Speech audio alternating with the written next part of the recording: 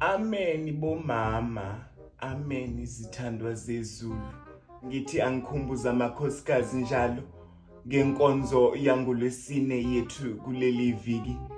Ebese ngicela ke njalo ngibakhumbuze omama ukuthi phela sasikhuluma indaba yo-150 bephasika. Mantombazane mani ngangisiza nje ngoba phela nemini yephasika isisondele. Mani ngangisiza nje izithandwa zami ngiphathele labo 150 ke ngoLwesine. Umama uMadondo ke bakithi bebekumbono lana ukuthi endleleni eyephasikeni sidlule uShabeni. Bomama sengithi ke angidlulisa umyalezo sesoyikhuluma ngoLwesine yake ntombazana.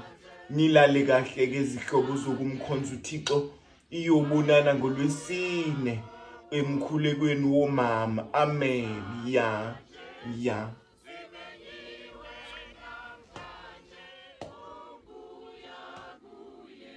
Ihambile manje ngiyacabanga. Jesu, umuntu akakalale ke manje.